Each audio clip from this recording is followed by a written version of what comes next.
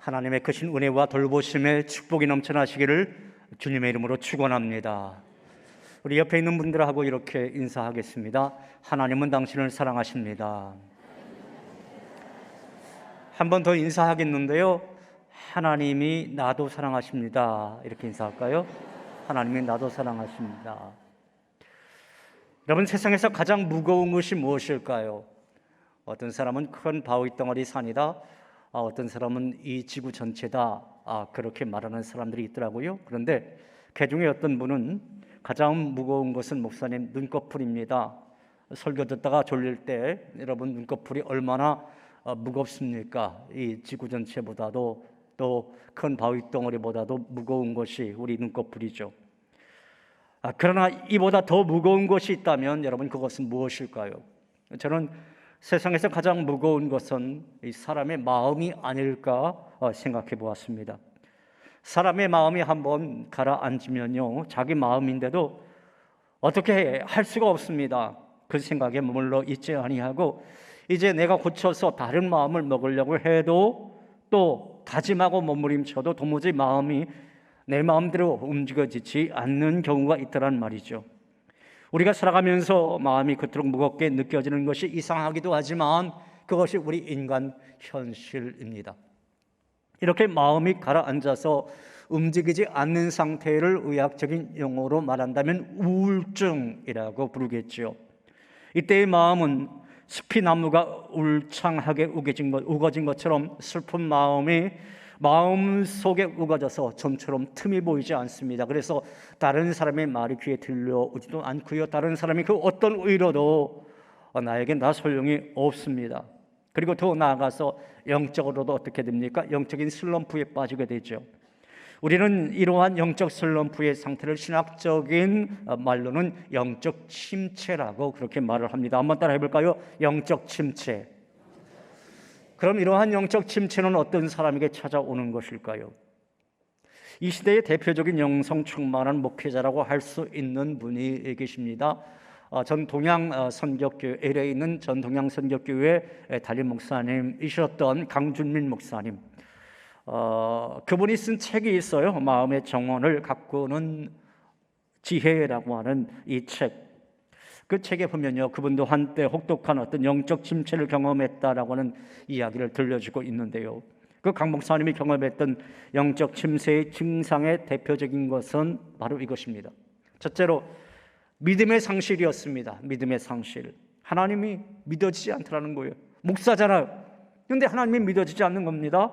오히려 어떤 사람도 나를 도울 수 없다라고 하는 그 역설적인 확신이 찾아오더라는 거예요. 하나님도 의사도 나를 도울 수가 없고, 나를 가장 귀히 여기는 그 어머니의 손길도 나를 도울 수 없다라고 하는 그 생각이 갑자기 엄습해 오더라는 거죠. 둘째로는 뭐냐? 의욕상실입니다. 의욕상실. 내 안에 있던 모든 의욕이 사라지기 시작하더라는 거예요. 이제 유학을 왔지 않습니까? 이제 미국에 이제 유학에 와서 무엇인가 이제 신학자로 목회자로 성취해 보겠다. 그랬더니 이 강한 어떤 열망이 사라지고 그토록 좋아하던 책들도 다 덤프트럭에 던져버리고 싶더라는 거예요. 셋째는 죽고 싶은 마음입니다. 목사인지라 죽을래야 죽을 수도 없는 그 현실이었지만 죽고 싶더라는 거예요. 자살이 죄가 아니라면 자살하고 싶더라. 무작정 차를 타고 가다가 엑셀레이터를 다 밟고 싶더라는 것입니다. 정말로 위험한 생각에 깊이 빠졌던 것이지요. 넷째는 정체성의 혼돈입니다. 자신의 생애 처음으로 내가 누구냐라고 하는 질문이 아주 심각하게 일어나더라는 거예요. 물론 그가 목사였지 않습니까? 그리고 지금 유학 가서 어떤 그 신학생으로서의 어떤 그 정체성을 가지고 있었는데 그 모든 것이 다 포기하고 싶더라. 내려놓고 싶더라. 목사직도 내려놓고 싶고 가슴에 품었던 큰 꿈도 내려놓고 싶더라. 도대체 나는 누구냐? 그러한 인생의 어떤 궁극적인 질문이 그에게 찾아오더라는 것입니다. 여러분, 이렇게요, 영적 침체는 목사에게도 찾아올 수 있고 그 누구에게도 찾아올 수 있는 겁니다.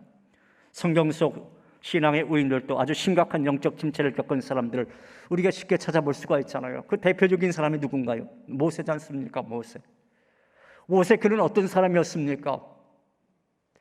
이스라엘 백성들, 내 백성 애굽 땅에서 고난받는 그 이스라엘 백성들을 그 출애굽시켰던 그 우인, 이제 그 백성들을 이끌고 저 젖과 꿀이 흐르는 가나안 땅으로 향하고 있습니다.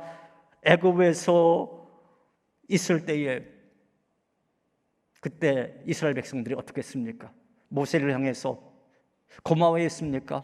이제 노예 생활 끝나고 마치고 출애굽했잖아요. 그러면 고마워하고 감사해야 할 텐데 불평불만을 털어놓습니다. 어떤 불평불만이었습니까? 우리가 애굽에 있을 때는 고기도 먹었고 마늘도 먹고 부추도 먹어서 힘 좀 썼었는데, 힘이 좋았었는데 이제 하나님이 주시는 만나만 먹으니까 힘이 쭉 빠진다. 애굽 그때가 좋았다. 그러한 불평불만을 해댔습니다. 그때 모세는 민수기 11장에서 하나님을 향해 기도하면서 어떤 기도를 드렸는지 아십니까? 바로 이런 기도를 드렸어요. 하나님, 내가 이 백성을 낳았습니까? 내가 누구간데 이 많은 사람들에게 어떻게 고기를 먹을 수가 있겠습니까? 차라리 나 죽여주세요. 모세가 어떻게 했다고요? 차라리 자기 자신을 죽여달라는 거예요. 이 무지몽매한 그 이스라엘 백성들 내가 더 이상 건질 수가 없으니까 차라리 나를 죽여주세요. 가장 위대했다라고 하는 그 모세도 깊은 영적 침체에 빠져 있던 모습을 우리는 발견해 볼 수가 있습니다. 게다가 갈멜산 영적 대결에서 바알 선지자 450명과 아세라 선지자 400명, 그들 모두 합하면 850명과의 어떤 그 대결, 영적 대결을 벌인 후에 그 850명을 다 죽이는, 거짓 선지자를 다 멸하여 버렸던 그 엘리야, 그도 동일한 영적 침체를 겪게 되죠. 그 당시 왕비였던 이세벨이 어떤 말을 합니까? 너도 내일 죽일 것이다. 내가 너를 죽일 것이다. 네가 850명을 죽였으니까 나는 너를 죽일 것이다. 그래서 군대를 막 풀어서 그 엘리야를 찾죠. 그때 엘리야가 어디로 도망갑니까? 광야로 도망가요. 정신없이 도망가던 길에 광야 로뎀나무 그 밑에 털썩 주저앉아서 저 화면에 보듯이 저렇게 주저앉아서 그가 어떤 말을 합니까? 이런 말을 하잖아요. 여호와여, 넉넉하오니 지금 내 생명을 거두시옵소서. 이게 무슨 말인가요? 여호와여, 넉넉하오니, 주여 내가 살 만큼 살았으니, 그리고 하나님 그 말씀도 다 듣고 여기까지도 순종했으니 차라리 나를 죽여주세요. 내가 왜 이세벨에게 도망 다녀야 됩니까? 왜 내가 도망자의 신세가 되어줘야 됩니까? 내가 하나님 일을 하다가 왜 이런 고난을 당해야 됩니까? 차라리 나 죽여주세요. 심각하게 영적 침체에 빠져있는 저 화면에 보이는 저 엘리야의 모습, 그런 영적 침체의 모습 누구에게나 찾아올 수 있다고 하는 것입니다. 어떻게 보면요, 이 영적 침체는 주로 인생을 열심히 살았던 사람에게, 또 열심히 사는 사람에게 찾아오는 거예요. 열심히 살지 않은 사람은요 늘 침체에 있거든요. 늘 바닥에 있거든요. 그러니까 영적 침체 못 빠질 일도 없어요. 그래서 영적 침체를 신학자들은 어떻게 표현하기도 하느냐면 이렇게 표현하기도 합니다. 한번 따라 해볼까요? 인생의 감기. 인생의 감기라는 거예요. 불시의 감기가 여러분 찾아오지 않습니까? 영적 침체도 언제든지 누구에게나 찾아올 수가 있더라라고 하는 것입니다. 그런데 여러분, 감기를 그냥 내버려 두면 어떻게 됩니까? 감기가 처음에는 별거 아닌 것처럼 보이잖아요. 그런데 그대로 방치해 두면요 때에 따라선 합병증에 걸리잖아요.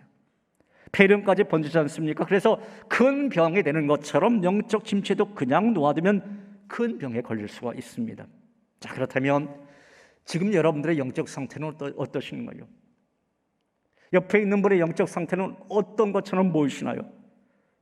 여러분도 솔직히 가끔 이런 영적 침체를 만나지 않습니까? 그렇게 열심히 하던 기도를 쉬고 싶은 그 생각이 간절할 때가 있습니다. 그렇게 말씀이 내 귀에 쏙쏙 들어오던 그 예배가 어느 날부터 그 예배가 지루해지기 시작하는 거예요. 그렇게 은혜롭던 찬양이 시들해지고, 그렇게 재미있던 남녀 선교의 모임이라든지 구역 모임 더 이상 가고 싶지 않다, 그렇게 느껴질 때가 있더란 말이죠. 그때 찾아온 영혼의 감기, 영적 슬럼프로 인해서 우리 영혼이 잠시 그 침체에 빠지고 또 심하면 이 병까지 들어갈 때, 영적 병까지 들어갈 때, 그때 여러분은 과연 어떻게 하시겠습니까? 사랑하는 여러분, 바라기는 오늘 여러분 모두 오늘 말씀을 통하여 영적 침체를 극복하고 성령으로 충만한 하나님의 사람으로 회복되는 그러한 은혜가 있기를 주님의 이름으로 축원합니다. 오늘 본문의 시편 기자도요, 영적 침체에 심각하게 빠져 있는 것을 볼 수가 있어요. 우리 함께 오늘 본문 1절에 있는 말씀 한 목소리로 읽어보실까요? 같이 읽습니다. 하나님이여 사슴의 시냇물을 찾기에 갈급한 같이 내 영혼이 주를 찾기에 갈급하니이다. 자신을 목마르는 사슴에 빗대어서 영적 침체에 빠져 있음을 자신의 심정을 표현하고 있는 그 대목이 바로 이 말씀 아니겠습니까? 여러분, 사슴이 물을 찾아 갈급한 게 얼마나 간절합니까? 얼마 전에 동물의 세계라고 하는 다큐멘터리를 본 적이 있어요. 그런데 그 속에서 누떼가요, 물과 초원을 찾아서 대규모로 이동하는 장면을 보았습니다. 저 화면에 보이는 바로 저러한 장면입니다. 누는 사슴이 아니라 짙은 갈색의 말처럼 생긴 속과 동물이죠. 그런데 물을 찾는 모습은 사슴과 비슷하더란 말이죠. 아무튼 이 누가 강에서 물을 먹다가 악어에게 잡아먹히는 것입니다. 누는 분명 강에 악어가 있다라고 하는 것을 알아요. 심지어 바로 그 옆에서 다른 누가 악어에게 잡아먹히는 것을 봅니다. 그런데도 누가 어떻게 하느냐면 잠시 도망갔다가 다시 와서 물을 먹더라고요. 이것을 보면서 그 동물의 왕국 다큐멘터리 해설자가 무슨 말을 하느냐면 이런 말을 합니다. 누는 죽음이 코앞에 있다라고 하는 것을 알면서도 갈증 때문에 물을 먹지 않을 수가 없다, 이렇게 말을 하더라고요. 무엇 때문에 물을 먹지 않을 수가 없다고요? 갈증 때문에. 누는요, 지금 물 먹지 않으면 죽을 것 같으니까 목숨 걸고 물을 먹는 거예요. 여러분, 지금 이것이 오늘 본문 시인의 마음인 것입니다. 지금 하나님 만나지 않으면 죽을 것 같아요. 그런 심정으로 지금 노래하고 있는 겁니다. 그러니까 얼마나 간절히 하나님을 찾겠습니까? 그렇다면 왜 시인이 이렇게 간절히 하나님을 찾고 있는 것일까요? 그것은 하나님의 도우심이 지금 절대적으로 필요하기 때문에 그랬던 것입니다. 시인이 지금 어떤 상황에 있는지 오늘 성경 본문에서는 잘 나와 있지 않아요. 그런데 성서학자들에 의하면 아마도 이 시인이 포로 생활 속에 이 포로민이었을 거다, 아니면 어떤 심각한 삶의 위기를 겪었던 사람이었을 것이다, 이렇게 추정을 합니다. 아무튼 그는 큰 어려움에 직면해 있던 사람이었음에 틀림이 없습니다. 그런데 그러한 사람의 모습을 보고 주변에서 어떻게 조롱합니까? 오늘 보면 3절에 있는 말씀 보면 여러분 주변에 조롱하는 사람들의 그 소리를 한번 들어보십시오. 같이 한번 읽어보겠습니다. 사람들이 종일 내게 하는 말이 내 하나님이 어디 있느냐 하오니 내 눈물이 주야로 내 음식이 되었도다. 뭐라고요? 하나님을 믿는 사람이 왜 그런 어려움을 당하는 거야? 네가 믿는 하나님은 어디 있어? 쉬는 어려움도 어려움이지만요, 하나님이 어디 있느냐고 조롱하는 그 소리가 더 이상 견딜 수가 없었어요. 그래서 시인은 정말 내 삶에 하나님이 찾아오셔서 나를 도와주시고 하나님이 계시다라고 하는 것을 제발 보여달라고 간구하고 있는 대목이 바로 이 대목인 거죠.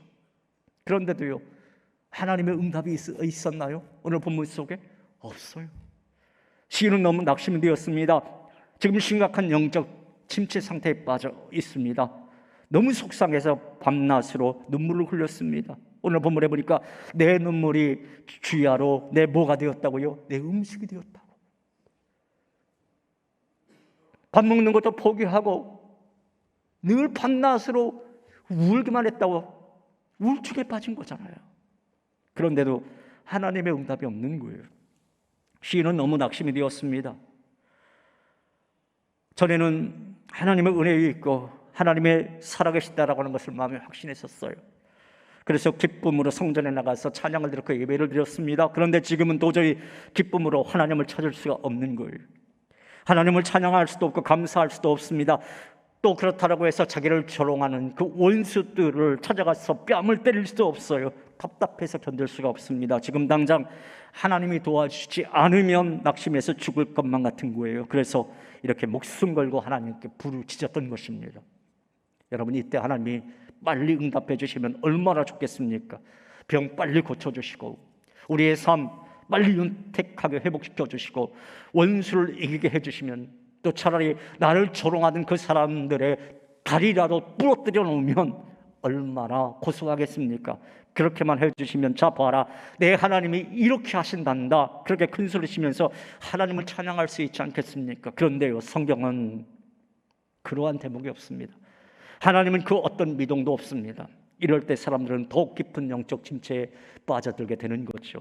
암담한 현실, 무능한 자아, 그리고 예전과 내 삶을 비교해 보니까 현재 초라한 나의 모습, 이런 것들이 우리로 하여금 낙심케 만들고 절망에 빠뜨리고 또 기죽게 만들고 영적 침체에 깊게 빠져들게 하더란 말이죠. 지금은 그렇지 않지만요, 저도 한때 이 항암투병을 하면서 영적 침체에 빠진 적이 있습니다.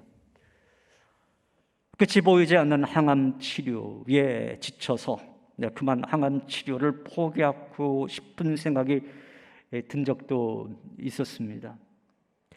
더욱 힘들었던 것은 저의 고통을 알만한 사람들이, 저를 위해 그동안 기도 많이 한다고 했던 사람들이 뒤에서 수군거린다라고 하는 소리를 들었을 때 저 또한 깊은 영적 침체에 빠져들었던 그러한 경험이 있습니다. 여러분도 그런 경험이 있으시지요? 어떤 분은 어떤 경제적인 어려움이 오랫동안 해결되지 않아서 너무 힘겨워합니다. 어떤 분은 가정의 문제를 가지고 깊은 고민을 합니다. 그 모습을 지켜보면서 너무나 안타깝고 얼마나 목사로서 마음이 아픈지 모릅니다. 옆에서 지켜보는 사람도 그렇게 마음이 아프다라고 한다면 본인은 얼마나 그렇겠습니까? 사실 가난이나 가정의 문제도 고통이지만 하나님이 그 삶 가운데 여전히 침묵하고 계시는 것이 더 큰 고통이지요. 혹시 여러분은 이런 생각 해보신 적이 없습니까? 하나님, 내 가정의 문제 해결해 주시지 않아도 좋습니다. 우리 집에 어떤 그 경제적인 문제, 이 가난의 문제 해결되지 않아도 좋으니까 제발 한 분만 내 삶 가운데 나타나 주셔서 말씀 한마디라도 좀 해주십시오. 너 힘내라고, 내가 너 위로한다고, 그런 말씀 한마디라도 정말 제발 해주십시오. 그러면 내 속에 뻥 뚫려질 것 같습니다. 그런 생각 해보지 않으셨습니까? 지금 시인이 하나님을 갈망하는 것도 바로 그런 마음 아니었겠습니까? 고통 해결되지 않아도 좋으니까 하나님 한번 뵙고 싶습니다. 그러한 마음. 지금 시인의 마음을 칼같이 찌르고 있는 것은 빈정대는 주변 사람들의 모습, 내 하나님이 어디 있느냐라고 하는 그 빈정대는 그 원수들의 조롱입니다. 그런데 하나님이 응답해 주시지 않는 거예요. 그래서 지금 시인은 말할 수 없이 낙심하고 있는 겁니다. 그렇다면 이럴 때 어떻게 해야 이러한 영적 침체를 우리가 이겨낼 수 있는 것입니까? 오늘 성경 본문은 이에 대해서 아주 놀라운 방법을 우리들에게 말씀해 주고 있어요. 저는 오늘 본문에 있는 말씀을 쭉 묵상하다가 해결책이 바로 이것이다라고 하는 그 말씀을 보고 영적으로 소스라침을 느꼈습니다. 깜짝 놀랐습니다. 저는 당연히 하나님이 해결해 주신다라고 하는 의료의 말씀이 나와야 된다고 생각했습니다. 사실 성경은 수많은 곳에서 우리가 어려울 때 네가 하나님 앞에 기도하면 하나님이 해결해 주신다고 가르쳐주는 대목이 너무나 많이 있잖아요. 여러분 암기하고 있는 말씀, 예레미야 33장 3절에 있는 말씀 무엇입니까? 부르짖으라, 내가 어떻게 한다고요? 응답하리라. 또 네가 알지 못하는 크고 비밀한 것을 너에게 어떻게 해준다고요? 보여준다. 이렇게 말씀하잖아요. 부르짖으면 응답해주고 네가 알지 못하는 것까지 내가 보여주겠다. 복음서에는 어떤 말씀이 있습니까? 두드리라. 그러면 어떻게 된다고요? 열릴 것이다. 찾으면 찾게 될 것이다. 그렇게 말씀하잖아요. 그런데요, 오늘 시편 42편 1절 이하에 있는 말씀 어디를 찾아봐도 그런 말씀이 없어요. 하나님이 건져주신다라고 하는 그런 약속의 말씀 없고요, 시인이 하나님의 도우심으로 이 문제를 해결했다라고 하는 어떤 표현의 말씀도 없습니다. 그런데 여러분 무슨 말씀이 있는지 아십니까? 오직 내 영혼을 꾸짖고 명령하며 결단하는 그 말씀이 나와 있습니다. 5절에 있는 말씀 보실까요? 5절에 있는 말씀 같이 봉독합니다. 내 영혼아, 네가 어찌하여 낙심하며 어찌하여 내 속에서 불안해하는가? 너는 하나님께 소망을 두라. 그가 나타나 도우심으로 말미암아 내가 여전히 찬송하리로다. 이 말씀이 한 번만 나오는 것이 아니에요. 오늘 뒷부분에 있는 11절 말씀에도 나오더라고요. 한 번 나오지 않고 두 번 나왔다 라고 하는 것은 무엇입니까? 무엇을 의미하는 거예요? 강조를 의미하는 거잖아요. 이 말씀을 보십시오. 시인은 먼저 자기 자신을 꾸짖습니다. 자기 영혼을 꾸짖습니다. 내 영혼아, 내가 어찌하여 낙심하며 어찌하여 내 속에서 불안해하는가? 자신의 영혼에 대해서 꾸짖어요. 그리고 나서 명령합니다. 자신의 영혼에게 자신이 명령합니다. 하나님이 명령한 거 아니에요? 어떻게 명령합니까? 너는 누구에게 소망을 두라고요? 너는 하나님께 소망을 두라, 이렇게 말하고 있잖아요. 한번 따라해 볼까요? 너는 하나님께 소망을 두라. 그렇게 말하고 있지 않습니까? 그리고 자신은 오직 하나님을 믿고 찬송하겠다고 결단합니다. 그러면서 이런 말을 하죠. 그가 나타나 도우심으로 말미암아 내가 여전히 찬송하리로다. 누가 나타나 도우심으로 말미암아? 하나님이 나타나 도우심으로 말미암아 내가 여전히 찬송하겠습니다. 자기 자신의 결단이에요. 저는 이 말씀을 읽고 사실 저도 깊은 영적 침체에서 회복이 되었습니다. 제가 영적 침체에 빠진 적이 있었다고 했잖아요. 저는 이 말씀 부여잡고 그렇구나. 내가 왜 낙심하고 내가 왜 불안해하지? 내가 하나님께 소망 둬야지. 그동안 내가 사람 의지한 것 같아. 하나님께 소망 둬야지. 그럼 하나님이 나타나 나를 도와주심으로 말미암아 나는 영원히 목표할 수 있고 또 영원히 또 찬송할 수 있는 건 아닌가, 그런 생각. 그러니까 하나님이 저 살려준 것 같아요. 그러니까 오랜 항암 속에서도 하나님이 지켜주신 것 같아요. 누가 나타나서 도와준 것입니까? 하나님이 나타나 도와주시더라. 여러분, 이 말씀은 하나님이 나를 도와주셨기 때문에 찬송하겠다, 그러한 뜻은 사실 아닙니다. 하나님이 나의 도움이 되신다라고 하는 것을 믿기 때문에 내가 찬송하겠다, 그러한 뜻인 거예요. 시인은 스스로 믿음을 새롭게 하고 하나님을 찬양하기로 결단을 합니다. 그러니까 오늘 시편은요, 고통 속에서 하나님의 도움을 받아서 문제를 해결하라고 가르쳐주는 그런 대목이 아니에요. 고통 속에서 스스로 새로운 눈을 뜨고서 영적 침체를 이겨내라고 가르쳐주는 것입니다. 한번 따라 해볼까요? 스스로 새로운 눈을 떠라. 스스로 새로운 눈을 떠라라는 것입니다. 여러분, 우리는 환경 때문에 절망합니다. 그래서 환경이 나아지기를 기도하죠. 하나님께서 나의 기도 들으시고 환경 변화시키려고 우리는 간절히 기도하기도 합니다. 여러분, 그 기도가 틀렸다라고 하는 거 아니에요. 여러분, 그렇게 기도해야 마땅합니다. 그러나 하나님은 환경이 달라지는 것이 아니라 환경을 바라보는 우리의 눈이 달라지기를, 우리 눈이 바뀌어지기를 원하시는 것입니다. 한마디로 영적인 눈을 뜨라라고 하는 거예요. 한번 따라 해보죠. 영적인 눈을 뜨라. 여러분, 그런데 이 영적인 눈은요, 그냥 떠지는 게 아니에요. 깊은 고난을 경험하고, 오히려 우리가 잘 나갈 때 눈이 떠지는 것이 아니라 어떤 깊은 상처가 있고 상실함이 있고 내 힘으로 도저히 안 될 때, 그때 주여, 주님만이 나의 도움이 될 수 있죠. 주님만이 나의 위로자가 될 수 있죠. 내 인생에 대해서, 하나님에 대해서 눈을 뜨는 것입니다. 이때 새로운 세계가 열려지게 되는 거예요. 그래서 오늘 시인은 너는 하나님께 소망을 두라, 이렇게 말씀하고 있는 것입니다. 너는 하나님께 소망을 두라. 대단한 말씀이죠. 이 말씀이야말로 우리가 환경을 보고 영적 침체에 빠져 있을 때 하나님 바라보고 소망 얻고 낙심을 이겨내게 만드는 그러한 말씀인 것이죠. 여러분, 헤비타트 운동을 아시나요? 헤비타트 운동, 열악한 주거 환경에 있는 이 가난한 사람들에게 집을 지어주는 기독교 NGO 운동이 바로 이 헤비타트 운동이죠. 이 운동은 1976년도 밀러드 풀러 부부에 의해서 시작이 되어졌습니다. 이 밀러드 풀러는 원래 이제 변호사였어요. 근데 변호사였는데 시간이 남을 때는 이제 목공을 배워서 이 가난한 사람들, 열악한 어떤 주택에 사는 사람들, 그들의 집을 먼저 수리해주는 그런 일을 했다라는 거예요. 그런데 이것이 본격적으로 헤비타트 운동으로 바뀌어지게 된 하나의 모티브가 있습니다. 계기가 있어요. 바로 이 계기입니다. 어떤 30대의 젊은 신사가 이 변호사를 찾아오는 겁니다. 밀러드 풀러 변호사를 찾아와서 자신의 인생 문제에 대해서 상담하는 거예요. 그러면서 이렇게 말합니다. 나는 자살해서 죽을 겁니다.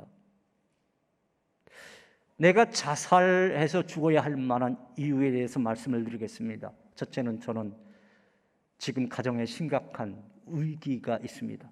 부부지간에 문제가 있다라고 하는 거죠. 두 번째, 저는 몹시 가난합니다. 지금 경제적으로 완전히 파탄 났습니다. 신용 불량자가 되었습니다. 세 번째, 저는 직장에서 잘리게 되었습니다. 이런 말을 하는 거예요. 그때 이 밀러드 변호사가 어떤 말을 하느냐면 그렇군요. 죽을만 하군요. 그런 말 하는 거예요. 죽을만 하군요. 그런데 한번 좀 제 말 좀 들어보세요. 저 좀 조금만 도와주다가 죽으면 안 될까요? 이런 말 합니다. 저 조금만 도와주다가 죽으면 안 될까요? 그래서 제가 좀 시간도 있으니까 조금 있다가 죽을게요. 도와주다가 죽을게요. 그래서 이제 밀러드 풀러 부부하고 집 짓는 일을 같이 합니다. 나중에 그 젊은 30대 그 신사가 밀러드 변호사에게 이런 고백을 해요. 변호사님이 저에게 이렇게 하라 저렇게 하라 어떤 해결책에 대해서 말해 주었더라도 저는 아마 자살해서 그때 죽었을 겁니다. 그런데 변호사님은 저에게 아무런 말씀도 하지 않으시고 오히려 도움을 요청하셨습니다. 그래서 저는 변호사님과 함께 어려운 사람들 섭리다가 제가 살아야 할 이유를 발견했습니다. 제가 인생을 바라보는 눈이 달라졌습니다. 제가 인생을 바라보는 눈이 달라졌다는 거예요. 그 젊은 30대의 그 신자, 그 청년이 그의 삶이 바뀌어진 거 아닙니다. 가정의 문제 여전히 부부지간의 문제가 있어요. 가난 극복하지 않았습니다. 직장의 문제 그대로 남아 있어요. 그런데 똑같은 상황이에요. 근데 왜 전자는 자살해서 죽고 싶은 마음이 있고 왜 후자는 이렇게 회복된 것입니까? 그의 시선이 달라진 거죠. 인생을 바라보는 눈이 달라진 것입니다. 이 사건은 우리에게 너무나도 중요한 사실 하나를 알려줍니다. 낙심을 이길 수 있는 것은 환경의 변화가 아니다라는 거예요. 보는 눈이 달라져야 한다는 것입니다. 영적인 눈을 떠야 영적 침체를 극복할 수가 있는 겁니다. 제가 세브란스 병원 가는 제 별명이 무엇인지 아십니까? 긍정맨입니다. 긍정맨. 긍정맨 목사님 오셨다? 간호사들이나 의사분들이 그런 말을 해요. 네. 보는 시선이 달라진 거예요. 저는 제 인생에 보는 시선이 다른 겁니다. 내가 왜 이 암으로 말미암아 이런 오랜 고통을 겪어야 하지? 전 다음 주에도 또 이제 항암 치료실 들어가야 되잖아요. 내가 왜 또 들어가야지? 이거 아니에요. 이걸 통해서 하나님이 무언가 나에게 말씀해 주는 것이 있다. 나의 고통을 통해서 내가 무엇인가 설교할 내용이 있다. 설교거리 주시는구나. 오히려 감사함으로 나가라는 경우. 제 인생의 시선이 바뀌어진 거죠. 사랑하는 여러분, 부디 오늘 이 말씀을 들으시는 여러분 모두는 여러분의 보는 눈이 달라지시기를, 더 나아가서 영적인 눈을 떠서 환경을 바라보는 것이 아니라 주님의 놀라운 계획하심을 바라보시는, 그래서 여러분의 모든 영적 침체를 극복하는 은혜가 있기를 주님의 이름으로 축원합니다. 자, 그렇다면 우리가 영적인 눈을 뜬다라고 하는 것은 과연 무엇일까요? 우리가 영적인 눈을 뜬다? 이게 도대체 무엇을 의미하는 거죠? 시인은 1절에서 다시 1절로 돌아가서 참 재미있는 비유를 들어서 이 말씀을 풀어나가죠. 하나님이여, 사슴의 시냇물을 찾기에 갈급함 같이 내 영혼이 주를 찾기에 갈급하니이다. 시인은 하나님을 향해 갈급해하는 자신의 심정을 무엇과 같다고 표현하고 있습니까? 사슴과 같다라는 거예요. 하나님을 찾지 않으면 영적인 기갈로 말미암아 죽을 것만 같은. 그래서 하나님을 향해서 울부짖습니다. 하나님이여, 내 영혼이 주를 찾기에 갈급합니다. 사슴이 목숨 걸고 시냇물을 찾기에 갈급함 같이 내 영혼도 목숨 걸고 하나님 찾기에 갈급합니다. 바로 이것이 절박하게 하나님을 찾는 시인의 마음이죠. 그렇다면 왜 시인이 그렇게 하나님을 갈급하게 찾았던 것일까요? 왜 하나님 만나기를 그렇게 간절히 갈망했던 것일까요? 2절에 있는 말씀 보면 시인이 찾는 하나님은 살아계신 하나님임을 볼 수가 있어요. 자, 다시 우리 2절에 있는 말씀을 같이 한 목소리로 읽어봅니다. 내 영혼이 하나님 곧 살아계시는 하나님을 갈망하나니 내가 어느 때에 나가서 하나님의 얼굴을 배울까? 죽어 계신 하나님이라고요? 아니잖아요. 살아계신 하나님을 갈망한다. 사슴이 시냇물을 갈급하게 찾듯이 우리가 갈급하게 찾아 만나야 하나님은 죽은 하나님이 아니에요. 살아서 내 삶 가운데 역사해 주실 수 있는 그 하나님, 그 하나님이신 것입니다. 우리가 만나기를 갈망해야 할 하나님은 오늘도 우리 곁에 다가오셔서 우리의 상처받고 아파하는 마음을 사며 주시는 그 하나님이신 것입니다. 오늘도 성도로 하여금 만나기를 갈망케 하신 우리 하나님은 우리가 사망의 음침한 골짜기로 다닐지라도 두려워하지 않도록 우리를 안위해 주시는 분이시고, 그 하나님은 성도들이 사망으로 우겨쌈을 당해도 피할 길을 예비해 주시고 마음의 평강을 주시는 우리의 주님이신 것입니다. 사랑하는 여러분, 이러한 주님, 이러한 하나님을 여러분도 만나고 싶지 않으십니까? 그렇다면 여러분도 예배와 말씀을 통하여서 다시 예배로, 다시 말씀으로 새로워져서 정말 하나님을 만나는 그런 은혜가 있기를 간절히 바랍니다. 다시 기도의 지성소로 간절히 나아가서 정말 친히 하나님을 비옵는, 친히 하나님의 음성을 듣는 그러한 귀한 은혜, 그래서 여러분의 인생의 모든 그 문제가 가벼워지고 회복되고 치유되는 그러한 역사가 있기를 주님의 이름으로 축복합니다. 이 시간 우리 함께 찬양했으면 좋겠습니다. 주께 가까이 날 이끄소서 나고는 이 찬양, 우리 다시 한번 이 찬양 한번 해보죠.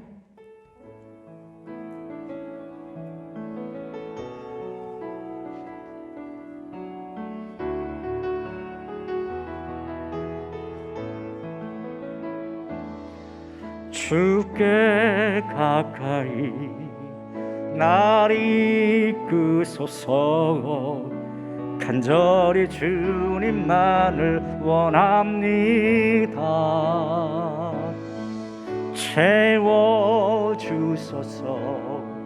주의 사랑을 진정한 찬양 드릴 수 있도록 다시 한번 주께 가까이, 주께 가까이 날 이끄소서 간절히 주님만을 원합니다. 채워주소서 주의 사랑을 진정한 찬양 드릴 수 있도록 목마른 나의 영혼 주를 부르니 나의 맘만 적어 주소서 주님만을 원합니다. 원합니다. 나의 맘만 적어 주소서 주께 가까이, 주께 가까이 날 이끄소서 간절히 주님만을 원합니다. 채워주소서 주의 사랑을 진정한 찬양 드릴 수 있도록 목마른 나의 영혼, 목마른 나의 영혼 주를 부르니 나의 맘만 적어 주소서 주님만을 원합니다. 더 원합니다.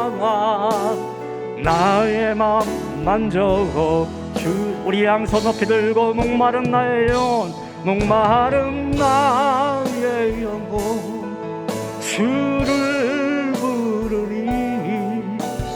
나의 맘 만져 주소서. 주님만을 원합니다. 더 원합니다.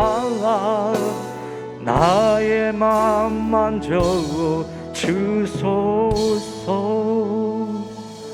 목마른 나의 영혼 주를 부르리. 나의 맘 만져 주소서. 주님만을 원합니다. 아멘. 더 원합니다. 나의 맘 만져 주소서. 여러분에게도 이런 갈망이 있으신가요? 목마른 나의 영혼 주를 부르니 나의 맘 만져 달라고 하는 그런 거룩한 목마름, 간절히 주님만을 원합니다. 그렇게 찬양하고 고백하고 싶은 그런 영적인 갈망이 여러분들에게 또 여러분들 심령에 있으십니까? 오늘 본문에 쉬는 사람들로부터 놀림을 받았습니다. 네 하나님 어디 있느냐고요. 그러나 사람들이 놀리면 놀릴수록 더욱 하나님을 만나고 싶은 강한 영적인 갈망이, 영혼의 갈망이 그의 심령 속에 솟아오르기 시작했습니다. 왜냐하면 하나님 만나면 기쁨과 찬송의 노래 그래도 부를 수 있거든요. 시인은 자신의 마음속의 원인 알 수 없는 영적 침체가 찾아왔음에도 불구하고 그저 여전히 하나님을 찬양하기로 갈망했습니다. 왜냐하면 그저 하나님을 향해 갈망하는 그 마음 속에 찬양을 흐를 수 있거든요. 여러분, 하나님을 사모하여 더욱 만나고 싶어하는 영적 갈망이, 예배에 대한 갈망, 말씀에 대한 갈망이 오늘 예배드리는 여러분들 심령 속에서도 충만히 임하시기를 간절히 소망합니다. 그러한 영적 갈망이 우리에게 있을 때 감기처럼 다가오는 영적 침체를 극복할 수 있도록 하나님이 인도해 주실 것입니다. 또한 그러한 목마른 나의 영혼을 가지고 사는 사람만이 참된 천국의 기쁨을 누리게 될 것입니다. 사랑하는 여러분, 이제 우리 세계 모든 믿음의 식구들이 목마른 사슴이 시냇물을 찾기 갈급한 것처럼 영혼의 갈망 가지고 주님을 바라보는, 그래서 영적 침체 극복하고 주님을 온전히 예배하고 다시 말씀으로, 다시 복음으로 새로워지는 그러한 귀한 은혜가 있기를 주님의 이름으로 축원합니다. 하나님 아버지 감사합니다. 여전히 주님을 높여 예배하고 싶고 말씀 가운데 나가고 싶지만 때에 따라서 우리의 삶도 깊은 영적 침체에 빠져들 때가 있습니다. 하나님, 그럼에도 불구하고 아버지여, 우리가 주님을 바라보는 시선이 달라지게 하여 주시옵소서. 사람 의지하지 아니하고 환경 바라보는 것이 아니라 주님에게 초점 맞추고 주님을 바라봄으로 말미암아 그 모든 영적 침체 극복하고 영혼의 갈망 가지고 오히려 주님을 높이 찬미하고 말씀 가운데 깊이 빠져들고 예배 가운데 깊이 빠져들고, 그래서 우리의 모든 인생의 문제가 해결함 받을 수 있도록 주님 인도하여 주시고 역사하여 주시옵소서. 예수님 이름으로 기도하옵나이다. 아멘.